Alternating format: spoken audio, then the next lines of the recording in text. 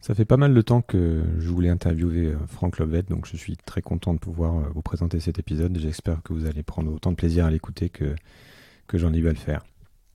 Franck fait partie de ces interlocuteurs atypiques que je souhaite aussi recevoir dans Sismic parce qu'ils ont un cadre de pensée original et une manière de regarder le monde qui peut parfois troubler, voire nous faire vaciller dans nos certitudes. Franck n'est ni un scientifique, ni un expert, ni un philosophe, pas même un cartésien. Mais lorsque j'ai découvert il y a 1 an, il m'a impressionné par sa compréhension des comportements humains et par sa lecture des choses en général, et aussi par sa manière bien à lui d'en parler. Je vous invite donc à vous laisser porter, sans trop analyser, avec un esprit d'ouverture, et j'espère que vous pourrez en tirer quelque chose de nouveau. On parle de la terre, de responsabilité, de libre arbitre, de morale, et de comment vivre sa vie pleinement dans un monde en pleine mutation. Bonne écoute. Ce que vit l'humanité de manière globale, c'est ce que nous en pensons à un niveau individuel. Je crois que le monde que je perçois n'est qu'une infime partie de ce qu'est le monde et qu'il est juste en train de me parler de qui je suis aujourd'hui.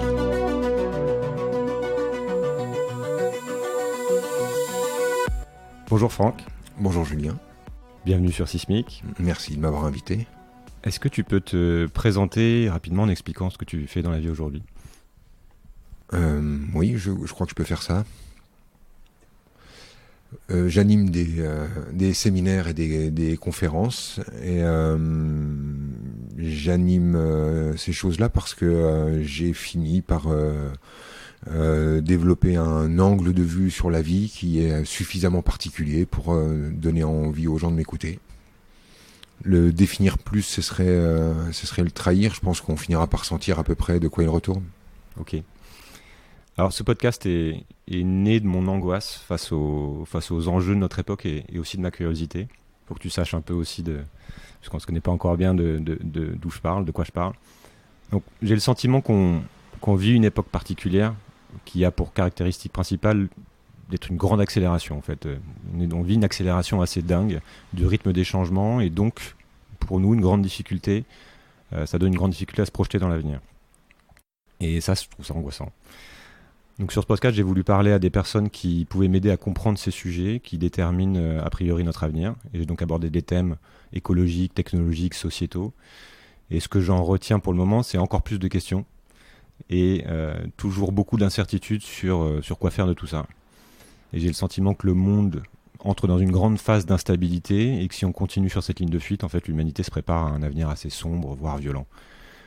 Et si je voulais t'interviewer, c'est que le petit séminaire auquel j'ai assisté à une de tes conférences il y a 1 an à peu près, m'a beaucoup aidé à aborder toutes ces questions sous un angle nouveau et je voulais donc être sûr d'avoir bien compris quelle était ta lecture de tout ça et aussi donner aux auditeurs de Sismic la possibilité de connaître tes idées. Donc voilà où j'en suis et pour résumer les questions que je me pose, c'est où va le monde, quels sont les mécanismes qui le mettent en marche, quelle est notre responsabilité individuelle dans cette marche du monde et qu'est-ce que je fais moi de tout ça, quoi. Donc j'ai plein de sujets sur lesquels j'aimerais avoir ton avis. Je sais pas trop par quoi commencer. Soit on se dit par quel bout est-ce que tu voudrais prendre ça, soit j'ai une liste de questions et on entame. Ok, ben écoute, peut-être que ta liste de questions va me permettre de suivre un déroulé. Mais le premier obstacle que je vois à la discussion, c'est que on aborde des sujets qui nécessiteraient presque de planter un décor avant, c'est-à-dire de savoir ce que je comprends quelque part du monde pour savoir ensuite le qualifier, de dire il est dans cet état et on va dans cette direction et pourquoi on y va, etc. Je vois bien que finalement j'ai dû, pour répondre aux mêmes questions que celles que tu te posais, j'ai dû élargir ma vision du monde, essayer de le comprendre autrement que comme j'ai envie de dire un produit fini. Lorsque je considérais cette planète comme étant uniquement la partie visible de cette planète, je n'en voyais en fait que entre guillemets un caillou avec des ressources. Si on prend l'eau ici, elle n'est plus là. Si on déménage telle ressource et qu'on l'amène ici, elle va manquer là-bas. Quand on aura fini de consommer ceci, il n'y en aura plus. Et donc, lorsque j'étais dans cette conception d'un monde fini, je ne pouvais aboutir que au sentiment de faim. Le sentiment d'angoisse dont tu parles est le sentiment de l'angoisse qui naît de savoir sa fin proche ou inéluctable. Il a fallu en fait que j'agrandisse mon point de regard et que je m'autorise à dépasser ma propre peur de mourir pour accepter une idée d'une planète qui ne soit pas ce que j'en vois, mais quelque chose d'autre qui dépasserait mes simples perceptions. Jusqu'alors, ma planète, elle était arrêtée à mes perceptions. C'est-à-dire que de l'ultraviolet à l'infrarouge, ça existe. Et au-delà, je m'autorise quelques croyances, mais c'était très limité. Avec une vraie difficulté à imaginer en fait que cette planète puisse être éventuellement douée d'intelligence, peut-être même de conscience, pourquoi pas, mais comme d'être perçue comme un être et non plus comme une maison. Pas comme un caillou sur lequel j'habite, mais une vie avec laquelle je cohabite. Donc il y a d'abord fallu que je passe par cet élargissement de ma propre vision pour comprendre le truc. Cette perspective-là m'a fait comprendre que j'étais face à quelque chose qui me dépassait de par son intelligence. Il suffit de plonger un tout petit peu dans des travaux de simple botanique ou biologie pour être immédiatement dépassé par l'intelligence qui sous-tend la vie. Et ça pouvait pas me convenir en fait de me retrouver face à un simple caillou qu'on dévore et une destruction de l'intelligence sans que un plan qui m'aurait échappé puisse jaillir de tout ça. Donc aujourd'hui, il y a quelque chose de l'ordre du mystérieux qui est intégré à ma vision de cette planète, et j'entrevois les choses comme étant systématiquement, lorsqu'elles sont perçues par un humain, polarisées. C'est-à-dire les choses sont mal et bien, douloureuses et en même temps créatives, etc., etc. C'est-à-dire que j'ai compris que derrière une énergie était neutre, non teintée, et que quand on la regarde d'un côté, elle apparaît désastreuse, et de l'autre côté, parfaitement constructive. Tu disais dans ton introduction que il y avait quelque chose de l'ordre d'un avenir sombre si en fait on continue d'agir comme on agit, et tu parlais en fait de l'énorme accélération que tu ressens. Et moi j'ai le sentiment que cette accélération nous propose deux solutions permanentes qui sont le pire et le meilleur. Pour moi, en fait, cette accélération que je ressens également, que je perçois, et il n'y a qu'à regarder l'avancée de la technologie et la vitesse à laquelle ça va, et à quel point ça s'ouvre, pour simplement voir les indices de cette accélération. Et je crois en fait que cette accélération comporte en elle-même la possibilité du pire désastre pour l'humanité, ou une magnifique résolution qui permet j'ai presque envie de dire une seconde humanité, si j'avais pas peur de répéter les mots d'un autre. Ok. Pour rester peut-être sur ce niveau justement de diagnostic de l'époque et de ce qui se passe, ça serait le diagnostic que tu poses en fait, c'est de dire que on ne peut pas percevoir la totalité du réel, et que donc on n'a aucune idée de ce qui va se passer, de ce qui peut se passer. Ça dit quoi en fait? Ça veut dire que comment on fait des choix dans cette incapacité qu'on aurait à percevoir? Ouais. Alors pour ce qui est des choix, je reviens à une autre notion qui m'est particulièrement chère. Je ne perds pas de vue en fait que l'angoisse dont tu parles et la démarche, ça n'est pas l'idée n'est pas de sauver la planète, mais de sauver l'humain. C'est-à-dire que ce que je ressens personnellement, c'est au fond et chez chacun d'entre nous un atavisme qui est l'obligation de survie, qui est pour moi inscrite dans le cerveau reptilien de chacun des humains. C'est une fonction réflexe. Nous avons ce désir de survie. Ce désir de survie, il est construit chez nous par une peur atavique de la mort. Cette peur de la mort, on croit la dépasser. On croit la dépasser en disant j'ai pas peur de mourir, j'ai la peur de la mort de mes proches, j'ai pas peur de mourir mais j'ai peur de la souffrance, j'ai pas peur de mourir mais j'ai peur de la dépendance ou de la déliquescence. Ces phrases peuvent être justes, mais je ne parle pas de notre peur consciente de la mort, mais de notre peur atavique, reptilienne, notre réflexe de survie. Ce réflexe de survie nous emmène à teinter notre façon de regarder cet ensemble. Je ne perds pas de vue que, pour moi, l'humanité, parce que ça reste le sujet, et non pas la survie de la Terre, mais bel et bien l'humanité, la survie de l'humanité, je l'entrevois comme une plage composée de grains de sable. Je crois que lorsque tu poses la question de quel choix on peut faire, comment on peut se positionner par rapport à tout ça, j'ai envie de renvoyer chacun à lui-même et de se poser la question de qui a-t-il envie d'être face à cette situation ? Quelle personne ai-je envie d'être par rapport à ce que je perçois du monde, à ce que je comprends du monde ? C'est-à-dire sortir de la croyance que tout le monde voit la même chose, que tout le monde se met d'accord sur l'idée du drame et de la même vision du drame, et qu'on se mette ensemble à essayer d'agir contre le drame, mais bel et bien de ramener ce drame à l'intérieur de moi. Qu'est-ce que ça fait surgir chez moi ? Quels sont mes propres enjeux là-dedans ? Et c'est là en fait que je vais trouver la réponse à mes choix.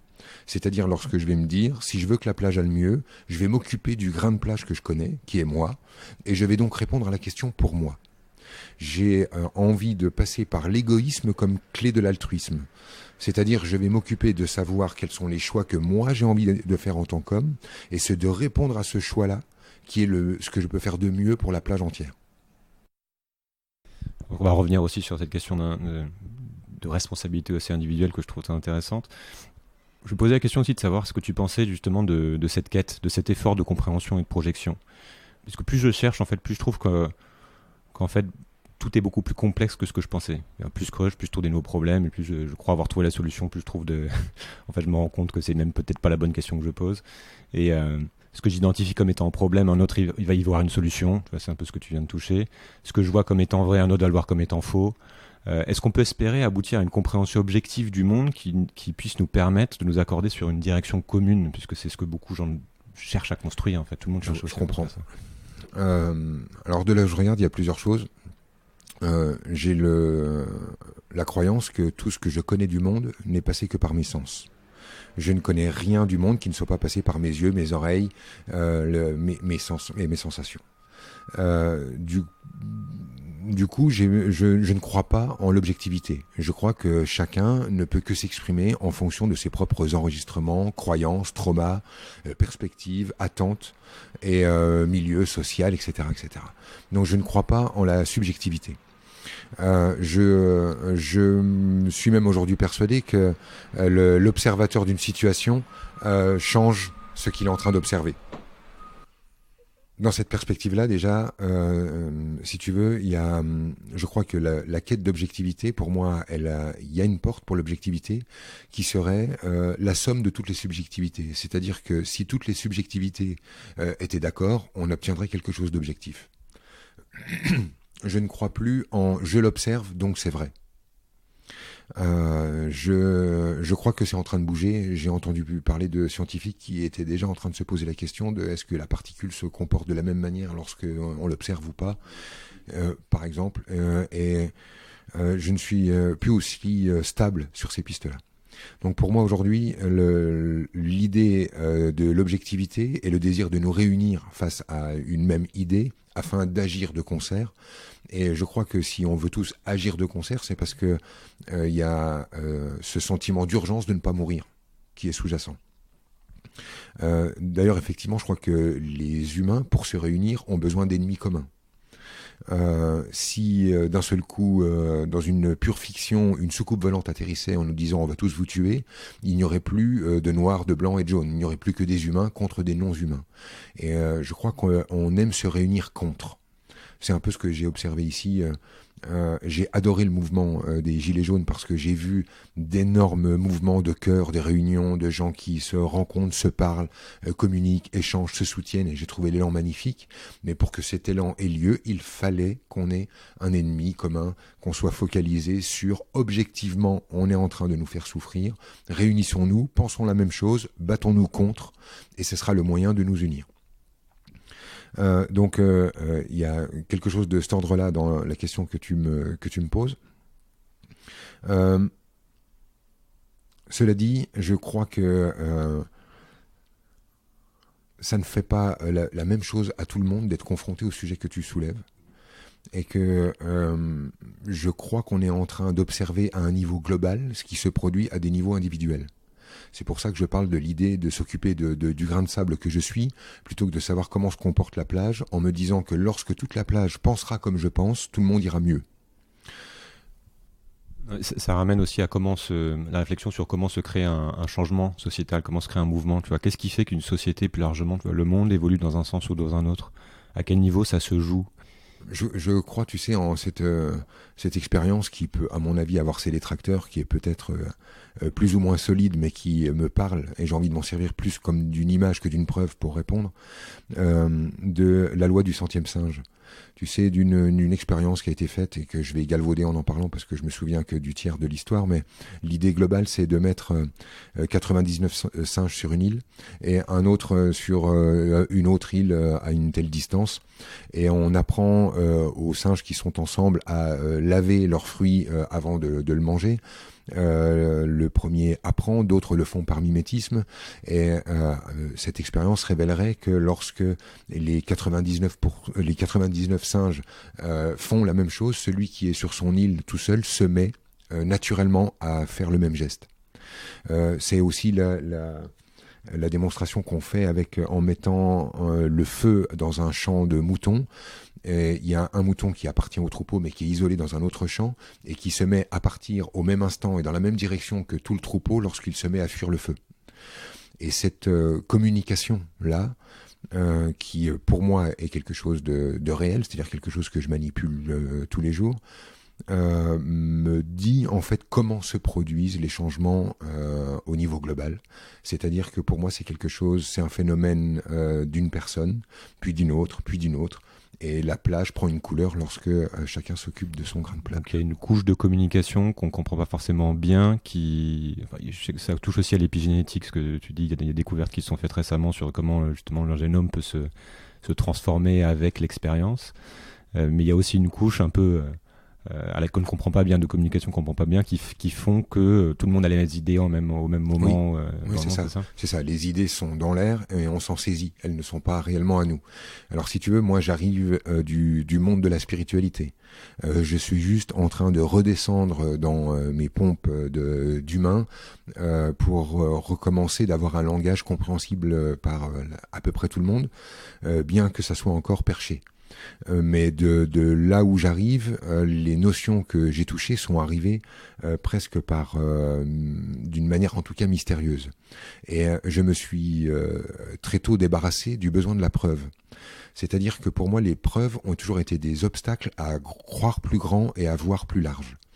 Il a fallu qu'à un moment, je me dise, est-ce que je pourrais commencer de manipuler des idées qui ne sont pas prouvées, de manipuler des notions que je ne peux pas démontrer, ou de manipuler des notions en comprenant finalement pas les tenants et les aboutissants, mais en prenant un morceau de ci, un morceau de ça. Donc j'ai un langage qui finalement n'est pas démontrable, n'est pas prouvable, mais qui finalement donne une perspective et un sens qui, lorsqu'il est exprimé, finalement peut être raisonné. Et je vais rester sur ce truc-là, la résonance. C'est-à-dire soit ce que je vais te dire quelque part, ça fait sonner quelque chose chez toi qui dit merde, ça marche, alors que ce qu'il est en train de dire finalement n'a ni queue ni tête. Et je vais plutôt partir sur l'idée de la sensation que celui de l'intellect et de la démonstration. Ok. Je voudrais revenir sur cette notion de responsabilité. Comment tu vois notre responsabilité face à la marge de la société, la marge du monde en général, tu vois, quel est le niveau, quelle prise est-ce qu'on a individuellement? Pour moi, la responsabilité que j'ai, puisque je peux parler du coup que de la mienne, puisqu'on parle de responsabilité, c'est d'accepter de regarder que le monde fonctionne exactement comme je fonctionne. Pour moi, c'est ma responsabilité. Ma responsabilité, qui est celle d'un homme qui ne veut pas alimenter le monde en guerre, c'est de faire cesser à l'intérieur de moi la posture de celui qui a la bonne posture face au monde qui n'a pas la bonne. Pour moi, l'idée, et c'est ma responsabilité, c'est de cesser à l'intérieur de construire des camps de gentils et de méchants, de bien et de mal, en sous-entendant que le bien va s'armer de fusils pour aller éradiquer le mal de cette planète. Ça consiste pour moi en tant qu'humain de cesser de chercher à l'intérieur de moi à être une personne pure, une personne bonne, agitant une fois de plus la posture du bien et du mal, que je vais ensuite observer à l'extérieur en me disant mais quand est-ce qu'ils vont arrêter de se taper dessus ?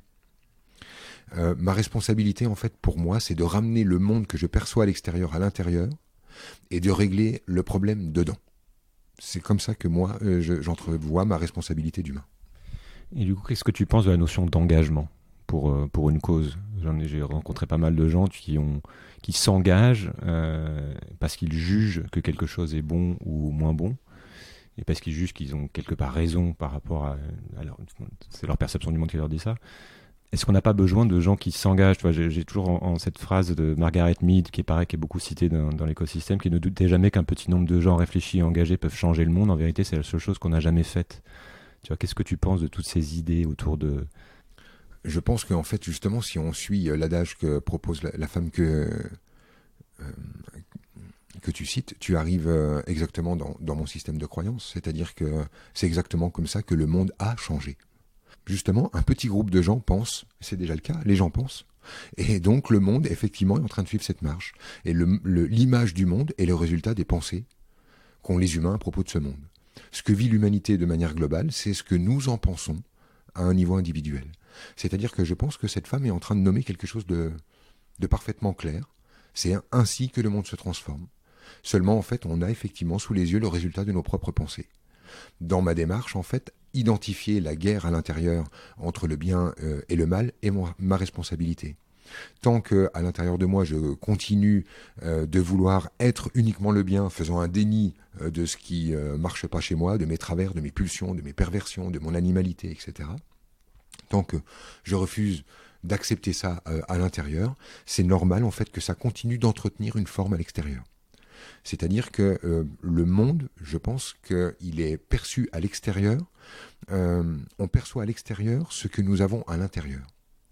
En gros, le monde me montre mes propres fonctionnements, mes propres dénis, mes propres postures.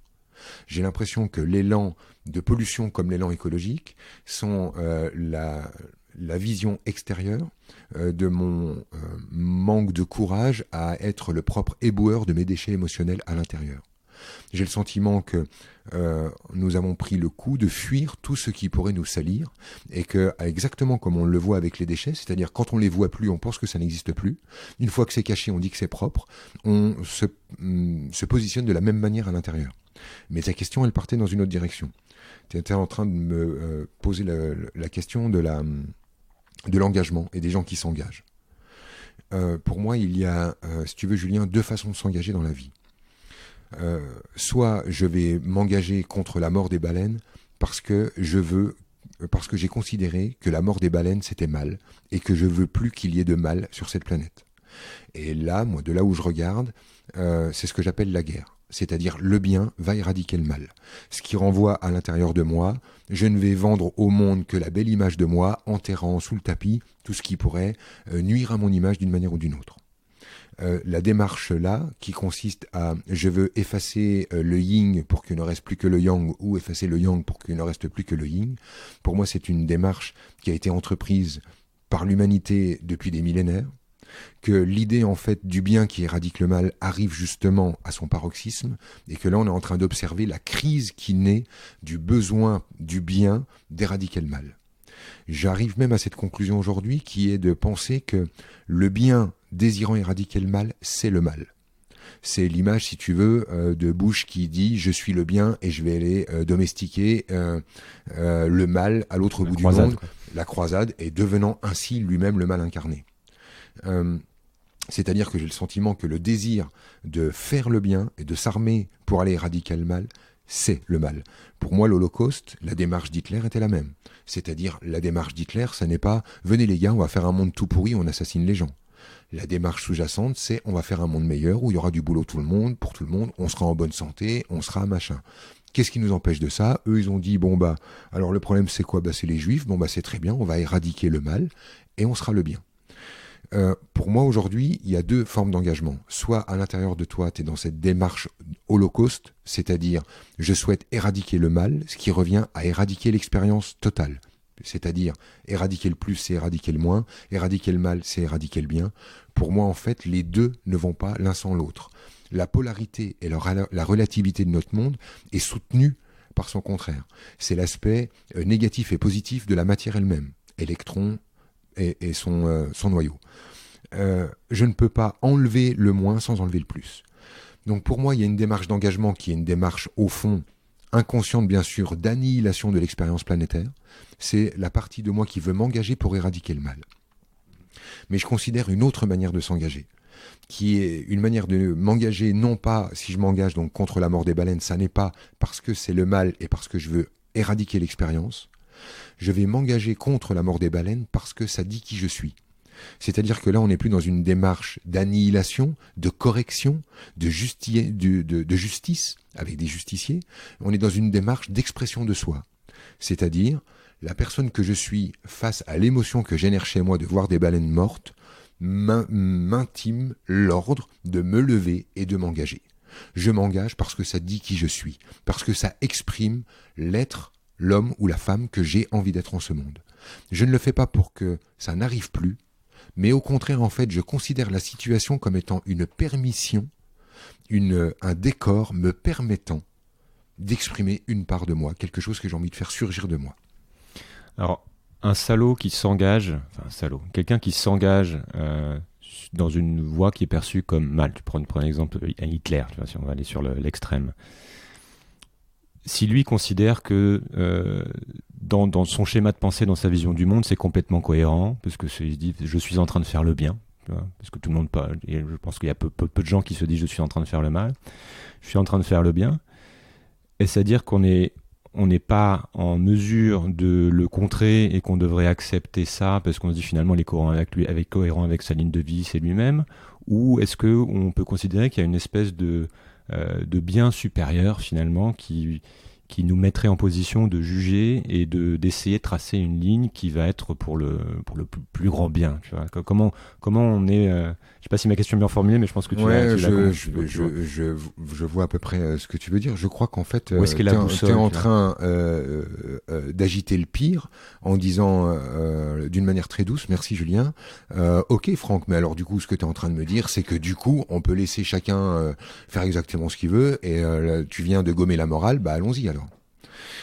Donc je vais prendre la question comme si tu l'avais formulée comme ça, c'est-à-dire sur la question de la morale, parce que tu es en train de soulever la question d'un véritable bien fondamental sur lequel on pourrait se rejoindre et agir en conséquence. J'ai le sentiment que je n'ai pas besoin d'un code civil ou d'un code pénal pour ne pas aller violer ou tuer. C'est-à-dire que je ne pense pas en fait qu'en gommant la morale à l'extérieur, ça fasse de nous des fous furieux qui allons nous mettre d'un seul coup à mettre la terre à feu et à sang. Je crois que tes auditeurs peuvent se poser la question, si en fait le code pénal ne les empêchait pas de tuer, est-ce qu'ils seraient des personnes qui auraient envie de s'exprimer ainsi ?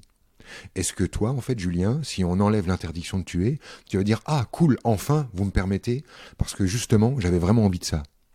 Je pense que la morale, elle est plus juste lorsqu'elle redevient un phénomène intérieur.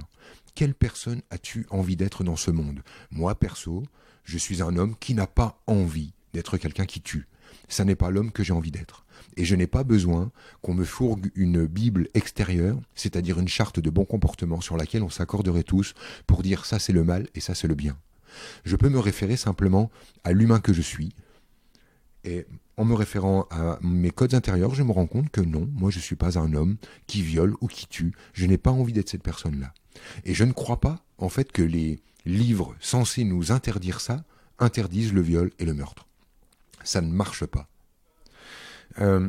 La question de la morale, comme tu la soulèves, si je peux la remettre en cause avec autant de conviction pour moi-même, c'est déjà parce que je me permets de m'exprimer qu'en mon nom.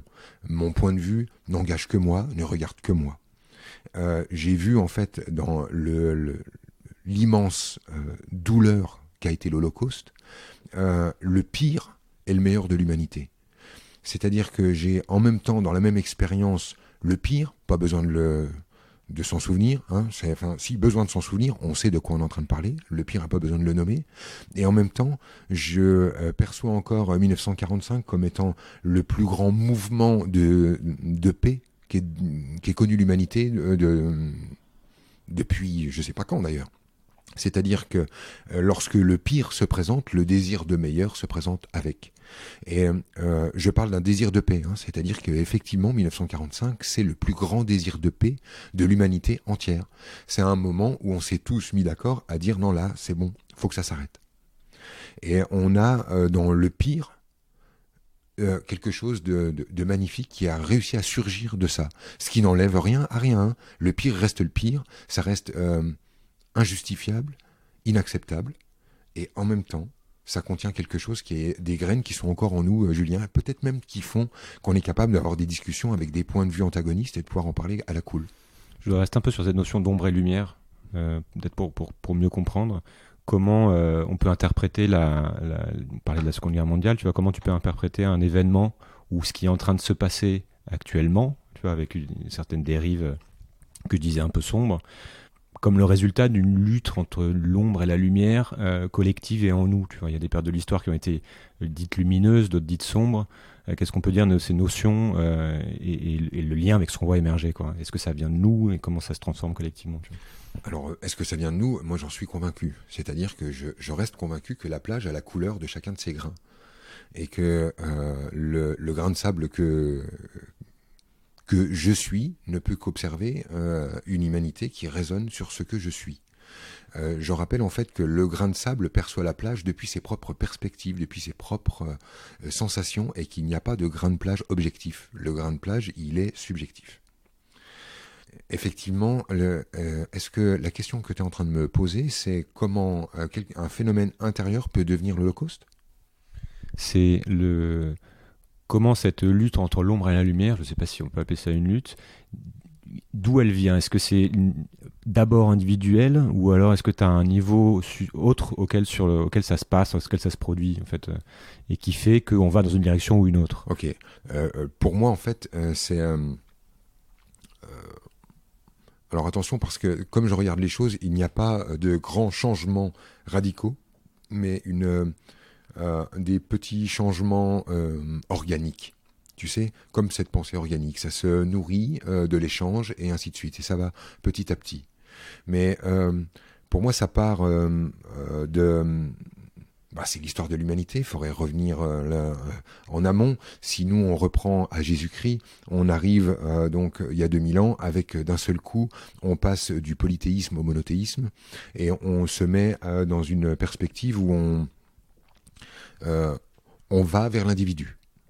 Ça fait 2000 ans qu'on est là-dedans. Je pense que là, on arrive au paroxysme et qu'aujourd'hui, on est obligé de passer par l'individu avant de pouvoir parler de collectif. Cette perspective individuelle, pour se faire, pour se construire, a dû passer par s'interdire la relation avec l'animal. En fait, on a coupé avec les relations avec l'animus, les chamans, etc., pour faire finalement un déni de l'animalité en l'humain et se cacher certaines parts, certains mouvements qui nous agitent parce que l'animal est encore très fortement implanté en activité chez l'humain. Et j'ai le sentiment que c'est cet étouffement de notre animal qui aboutit à ce genre de perspective globale.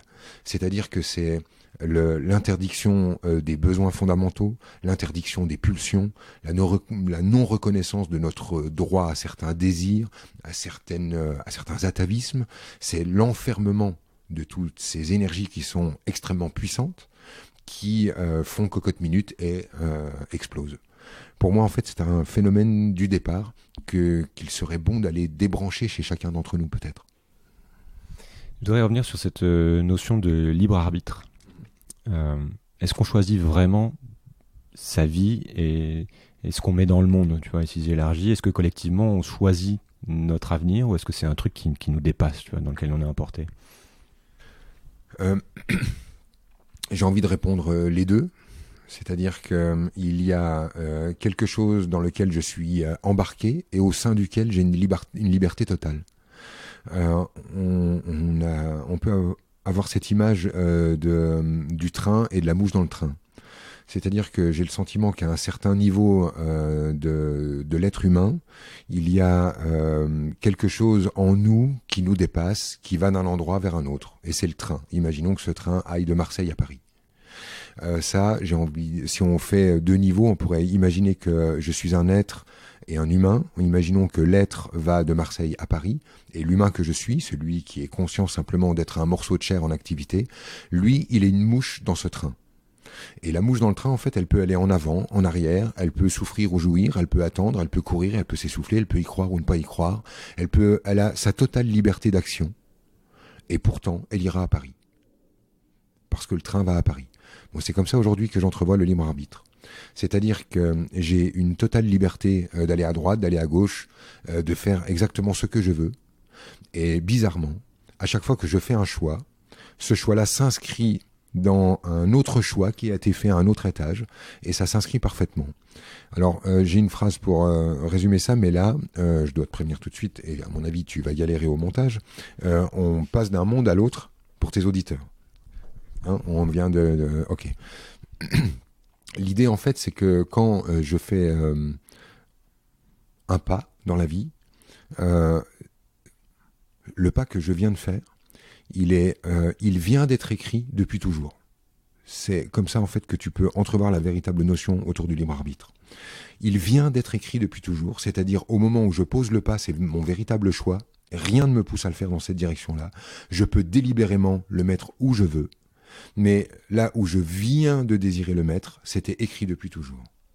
Donc ma liberté est totale et en même temps, elle n'existe pas du tout. Alors tu peux dire, ça vient d'être écrit depuis tout de suite, ou on peut l'inverser en ça a toujours été écrit depuis maintenant. Alors c'est une forme de destin ou comment? Alors en fait, c'est-à-dire que ce que je suis en train de dire, c'est qu'il y a un destin, mais je l'écris au fur et à mesure de mes pas. Chacun de mes pas arrive exactement à l'endroit qui était destiné. Mais là où je pose mon pas, ça n'est pas prédestiné. C'est moi qui crée le destin. Donc tout choix est bon. Tout choix s'inscrit dans le plan. En fait, le choix s'inscrit dans le plan et crée le plan. En fait, l'image qu'on a autour de ça qui peut t'éclairer, c'est l'image du film Indiana Jones, qui s'appelle le chemin de la foi. C'est ça. Le pied dans le vide. Ouais. Exactement. Là où je mets dans le pied dans le vide, une dalle apparaît sous le pied et me soutient. Lorsque je fais le pas, je le fais pour mourir, je le fais parce que c'est fini, je le fais parce que j'ai abdiqué et je le fais parce que c'est mon choix. Mais en fait, à l'endroit où je mets le pied, c'est là où il fallait le mettre. Et c'est cette perspective-là. Mais en fait, je pourrais pas le formuler mieux que ça vient d'être écrit depuis toujours. Ça veut dire qu'en gros, il faut pas se prendre la tête sur les choix que tu vas faire, parce que En gros, ce que je peux te dire autour de ça, c'est que tous les choix comportent en eux-mêmes la possibilité du pire et du meilleur. On a cette croyance qui est pour moi une croyance adolescente, à laquelle on tient encore fermement finalement quand on est adulte. C'est la croyance que, si on va à gauche, on va vers le bonheur, si on va à droite, on va vers le malheur. Alors on fait très attention de ne pas s'engager sur la voie qui mène au malheur, et on cherche absolument la voie qui mène au bonheur. Moi je pense que la voie de gauche et la voie de droite continuent à chaque pas, à chaque seconde, de contenir la possibilité du pire et du meilleur. Alors que tu es engagé sur une voie qui te promet monts et merveilles, le téléphone peut sonner pour t'annoncer la mort de ton enfant. Il n'y a pas une voie dans laquelle tu es en sécurité. Finalement, il n'y a pas du coup une voie sur laquelle tu es en danger. Il y a simplement une voie, et cette voie-là comportera toujours la possibilité du pire et du meilleur. Donc pour moi, lorsque je suis face à un choix, je ne cherche pas quel est le bon ou quel est le mauvais choix, qui est au fond la quête de la bonne ou de la mauvaise voie. Je sais que toutes les deux, la bonne, celle qui m'apparaît la bonne et celle qui m'apparaît la mauvaise, contiennent toutes les deux le germe du pire et du meilleur. Donc j'arrête avec ce fantasme d'ado, je reviens à une nature plus adulte face à la vie, je sais qu'elle est imprévisible, je sais que les choses peuvent arriver, je sais qu'il n'y a aucun moyen de contrôler la situation. Donc mon choix, il va être déterminé par ce qui me fait triper, ce que j'aime, ce que j'ai envie d'être, ce qui m'appelle, ce qui me semble facile, ce qui me donne envie d'être la personne que je suis. Je vais faire le choix dans cette direction-là. C'est ta boussole. C'est ma boussole. Si je ramène ça à l'échelle de la compréhension du monde, ça veut dire que, en fait, c'est très spinoziste, c'est-à-dire que le monde est tel qu'il doit être, et on vit dans le meilleur monde possible. C'est vrai que j'ai cette vision-là. Je savais pas que je la partageais avec Spinoza, mais je suis très content de l'apprendre. Mais effectivement, j'en arrive à ces conclusions-là. Alors j'ai un truc, hein, et du coup, tu vois, je pêche aussi de ce côté-là, c'est que il y a un espèce de truc chez moi où je ne veux pas m'informer pour que je puisse retoucher les informations. C'est-à-dire que il y a plein de livres, etc., que j'essaye que je ne veux ne pas lire parce que je veux retrouver ma propre source, mon propre truc. Mais si j'arrive à cette conclusion d'un monde parfait, parce que c'est comme ça que je le vois aujourd'hui, c'est parce que je crois que le monde que je perçois n'est qu'une infime partie de ce qu'est le monde et qu'il est juste en train de me parler de qui je suis aujourd'hui. Et que finalement l'idée n'est pas de me dépêcher d'essayer de colmater la brèche à l'extérieur, mais de me rendre compte de l'occasion qui m'est donnée d'entrer en relation avec moi, de me connaître et de enfin rendre un grain de sable heureux. Je voudrais parler de cette idée que je t'ai entendu développer, que le monde nous apparaît tel que nous sommes. Tu as un peu parlé de ça, et que la vie nous apporte ce que nous y mettons. Je ne sais pas si je le formule bien, certainement pas, mais donc entre croire que le monde va aller mieux et croire que le monde va s'effondrer, qu'est-ce que ça change dans ma vie en fait, et qu'est-ce que ça change dans le monde? Tu vois, ma croyance crée-t-elle ma réalité, ces notions-là, là, et la croyance collective dominante crée-t-elle la nouvelle réalité? On a un peu touché, mais je voudrais qu'on aille un peu plus profondément là-dedans. Il y a plusieurs niveaux de réponse, d'où la longueur de mon silence. On peut pas aborder tous les niveaux parce que il y a des niveaux de réponse qui nous énervent trop. On peut les aborder. Je m'énerverai pas. Non, mais bref, on va dire déjà ce qu'on peut dire qui va, à mon avis, être suffisamment énervant. Effectivement, j'ai le sentiment que la réalité est beaucoup plus malléable qu'on ne l'aperçoit, et que je souscris à l'idée du rêve dans le rêve, tu sais, comme dans le film Inception. J'ai le sentiment que plus la réalité est dense, plus elle est rêvée. Effectivement, je crois qu'on est face à une matière, une possibilité immense, c'est-à-dire que j'arrive sur une sphère de vie, une planète qui pour moi est une promesse énergétique, c'est-à-dire j'arrive sur un plan avec un être, bon, qui est notre planète, et qui me dit voilà, alors maintenant je te file un corps, ce corps c'est une machine à sensations, et je te file de l'énergie. Cette énergie tu peux la malayer avec ton esprit de la manière que tu veux. L'esprit, ça n'est pas la pensée, hein. Il n'arrive pas dans la vie ce que je pense. J'ai le sentiment, en fait, je vois les choses comme ça aujourd'hui. La vie, elle va prendre la forme de ce que je pense d'elle. Et c'est là, en fait, que ça devient très difficile de suivre ce discours-là. Je vais t'expliquer pourquoi. Je suis persuadé, en fait, qu'une personne qui croit que tout ça, c'est de la merde, a des preuves tangibles, réelles pour lui, que tout ça, c'est de la merde. Je crois que quelqu'un qui croit fermement que la pensée voyage a des preuves formelles du voyage de la pensée. Je pense qu'une personne qui pense obtient des preuves matérielles qui corroborent son point de vue à propos de la vie. Et j'aimerais bien, en fait, qu'on s'en tienne à ce niveau-là. C'est-à-dire que on ne se demande pas si nous donnons forme à l'énergie, si nous sommes les arrangeurs des molécules, parce que là c'est ça qui va finir par nous énerver, mais on pourrait rester peut-être simplement sur ce plan-là. C'est-à-dire la prise de conscience que je suis celui qui perçoit, et celui qui perçoit la matière, finalement, est en train de percevoir ses propres enregistrements à l'extérieur.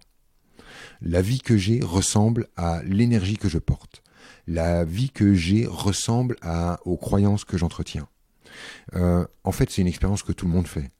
Quelqu'un qui navigue dans la peur du désastre, la peur de la violence, la peur de l'injustice, a des preuves corroborant son système. Et ainsi de suite. Du coup, ça devient très compliqué, puisque ça demande à chacun de revenir à lui et de sortir de la posture de la preuve, parce que la preuve qu'il a ne prouve que sa croyance. En fait, je vais avoir des réponses moins longues et peut-être des questions plus courtes pour que on se suive. Je voudrais rebondir là-dessus parce que pour comprendre comment on peut avoir un monde dans lequel, par exemple, beaucoup de gens sont dans le déni par rapport, je prends le réchauffement climatique, tu vois, une majorité de gens, et pourtant, ça a lieu. Et pourtant, il y a une réalité tangible, scientifique, qui fait que la glace fond, etc. Comment tu fais le lien, justement, entre ce que je mets dans le monde individuellement et ce que beaucoup de gens mettent dans le monde individuellement, qui va être du niveau du il n'y a pas de problème avec l'écologie, tu vois, avec le monde, et le fait que ça se passe quand même. Et tu vois, comment on raccroche les deux? Ok. Moi, je n'ai pas ton métier, donc je n'ai pas les pourcentages de qui pense quoi sur cette planète. Donc, comme c'est une supposition. Donc, n'étant pas capable, ne voulant pas partir sur cette supposition-là, je pars de la supposition inverse. Je me dis, en fait, puisque ça arrive, c'est-à-dire le monde se réchauffe et il y a un réchauffement climatique, c'est une réalité partagée par la plupart d'entre nous. C'est-à-dire que la plupart d'entre nous sommes d'accord pour observer ce phénomène-là. Mais en fait, moi, je pense pas que ce soit comme ça que ça fonctionne. Je me dis pas, ah bah si on est tous à penser ça, ça arrive. C'est pas comme ça que je vois les choses. Pour moi, en fait, on est face à plusieurs phénomènes qui nous dépassent, et dont certains phénomènes sont complètement inconnus. Mais là, en fait, si tu veux, Julien, moi, j'arrive au bord de l'exercice. Je peux pas amener ces solutions en 1 heure. C'est-à-dire que je peux pas parler de l'accélération du noyau de la planète ou aborder l'idée d'une accélération qu'on rencontre dans le plan humain et qui soit aussi vécue par la planète. On peut pas en 1 heure comprendre que finalement on est en train d'observer un phénomène qui est créé par l'humain et créé par d'autres consciences que l'humain. Voilà comment je vois les choses aujourd'hui. Pour moi, en fait, on est cette planète. C'est comme ça que je nous perçois. Les humains sont de la planète, comme l'arbre est de la planète, comme la pierre est de la planète, comme le pneu est de la planète.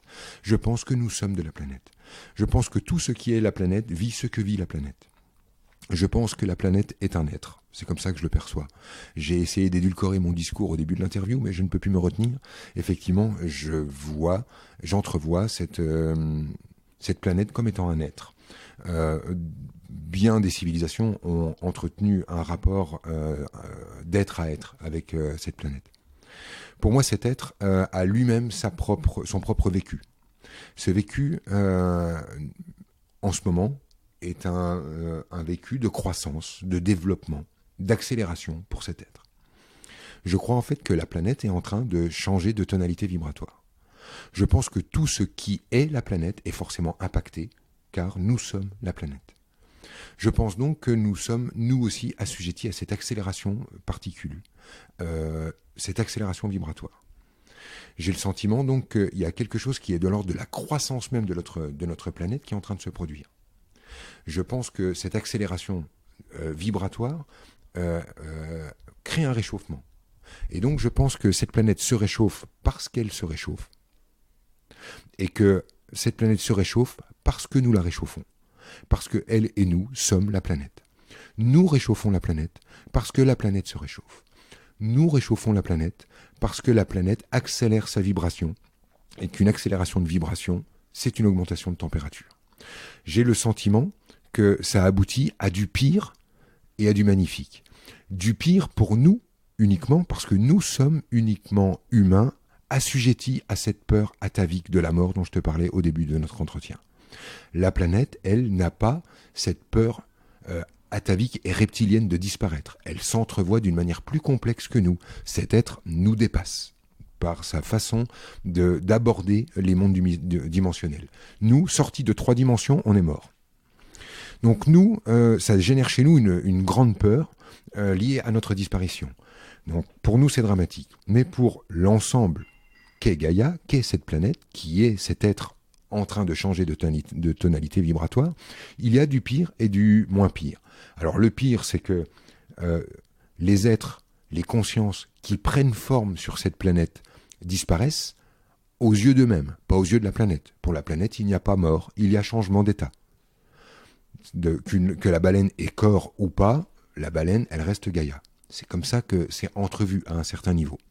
Ce que je veux dire par là, c'est que le réchauffement climatique, de là où je le regarde, c'est la libération par la fonte des glaces d'informations cristallisées dans la glace. Pour moi, nous sommes une planète d'eau. Nos corps sont faits d'eau. Et l'information, elle est véhiculée et stockée par l'eau sur notre planète. Je comprends donc que le réchauffement climatique aborde chez nous quelque chose de très paniquant. C'est le sentiment qu'on a lorsqu'on voit un ours polaire se débattre sur un glaçon en sachant qu'il va mourir. Ça génère chez moi une grande tristesse et la peur de ma propre faim. Donc c'est vraiment dramatique. Et en même temps, je suis conscient, c'est mon angle de vue, que l'information cristallisée dans la banquise, qui ainsi est libérée, redevient disponible pour tout ce qui est de cette planète, et c'est ainsi que nous faisons plus de progrès technologiques en 5 ans qu'en 500 ans ou 5000 ans auparavant. Donc on a, dans ce progrès technologique, une fois de plus, le pire et le meilleur. Le pire parce que ça nous coupe les uns des autres, etc. Puis en même temps, ça nous relie tous les uns aux autres. Et ainsi de suite. Et j'ai le sentiment que plus on avance, plus on va arriver, si tu veux, dans un espèce de point de vue, Julien, où on n'arrivera plus à démêler quel est le bien du mal. Qu'est-ce qui est bien ou pas qu'il arrive sur notre planète. Et je crois en fait que c'est ça l'évolution qui est en train de vivre l'humain aujourd'hui, c'est de sortir de la posture du gentil, du méchant, du bien et du mal, des postures de bourreau et de victime, qui sont en fait l'expression de notre guerre contre le mal ou la douleur. Merci quand même d'avoir été dans ce plan-là. Je sais que c'est difficile de le développer en aussi peu de temps parce qu'il faut l'amener. Mais... En fait, c'est juste difficile si j'ai peur de me mettre une balle dans le pied vis-à-vis de ton auditoire. C'est-à-dire que je pense que ton auditoire sont des gens sensés, la tête sur les épaules, qui ont envie de réfléchir, de mettre presque en lien leurs perspectives, leurs angles de vue, pour que surgissent des solutions. Et du coup, j'ai immédiatement envie d'être aimé d'eux. J'ai envie d'être entendu d'eux. Et dans mon envie d'être rejoint, je ne me permets pas de prononcer ma simple vérité. Mais tu vois, je me suis rattrapé en cours de route. En fait, j'ai le droit de perdre tout le monde. Et c'est très bien. C'est voilà, c'est vers ça que je voulais t'amener aussi. Ouais, c'est ça. Tout ira bien pour moi. Les deux questions d'être un peu plus perso sur la fin, qui sont celles qui me tracassent le plus.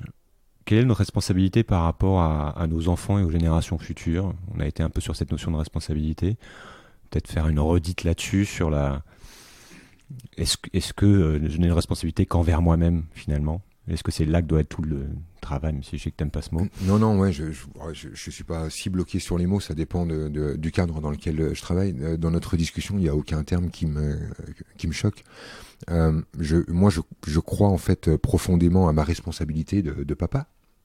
Je crois en fait que ma responsabilité de père, c'est de m'autoriser à échouer devant mes enfants. J'ai le sentiment que de vendre de génération en génération des parents qui font tout bien, qui ont raison, qui savent dire des phrases comme tout ira bien demain en mentant délibérément à mes enfants en leur disant tout ira bien demain alors qu'en fait j'en sais rien. Et ces postures en fait de je suis le bien puisque je suis ton parent et ceux qui pensent pas comme moi sont le mal. Je crois que ma responsabilité en fait c'est de montrer à mes enfants que je suis le mal et le bien. C'est de montrer à mes enfants que papa se trompe, que papa échoue, que papa ne sait pas, que papa est perdu.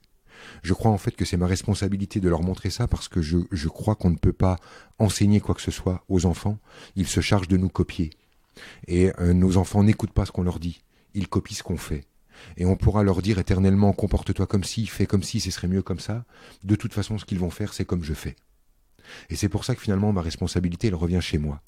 Si moi je m'autorise à sortir de la posture de l'homme bon, que je renoue avec l'homme en moi qui a des pulsions, qui est pervers, qui est de travers, qui est menteur, qui est tricheur, qui est pas si sûr de lui, celui qui a peur, celui qui est troublé, celui qui a échoué, celui qui a perdu, celui qui a raté, celui qui s'est trompé.